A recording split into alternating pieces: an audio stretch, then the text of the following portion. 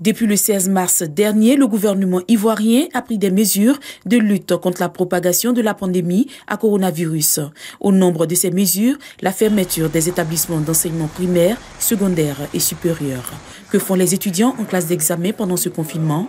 Quelle est la politique mise en place par les responsables de grandes écoles pour une année scolaire réussie? Nous sommes aux deux plateaux dans la commune de Cocody où nous rencontrons Déborah, étudiante en deuxième année BTS.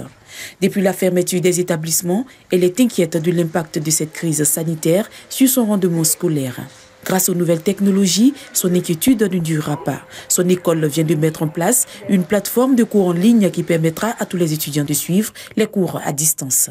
Bien étant confinés, les professeurs et les encadreurs font en sorte que nous puissions avoir les cours en ligne. Comme Déborah, Ramata et Jean-Noël apprécient l'initiative qui non seulement leur permettra de respecter les mesures édictées par le gouvernement, mais également de se préparer pour le BTS. Ça c'est bon, c'est très intéressant parce que le cours on peut le télécharger, on peut se promener avec, même mettons dans le téléphone.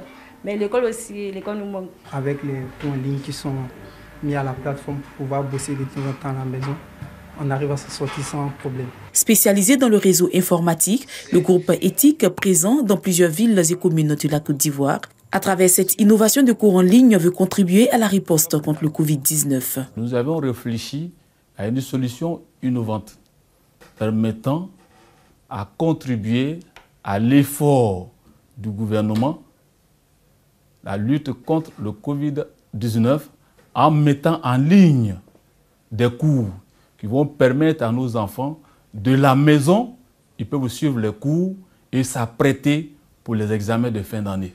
Pour le bon fonctionnement de ce nouveau programme, des dispositifs sont mis en place pour faciliter la compréhension des cours aux étudiants. Au niveau du service informatique, il faut s'assurer que les cours sont bien disposés, chapitre par chapitre, et puis que au niveau des sons que nous recevons, que les sons soient de qualité pour permettre à nos étudiants qui sont à la maison ou distants, très distants, de recevoir les cours et de pouvoir les étudier. Tous les étudiants ont un code.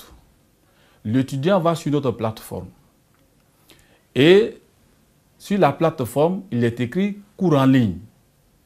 Il clique où c'est écrit cours en ligne et quand il clique, on lui demande des informations. Lesquelles informations qu'il introduit dans la machine et sa filière sort et les cours sont disposés. Les étudiants formés et évalués directement sur la plateforme interagissent avec les enseignants via une connexion Internet.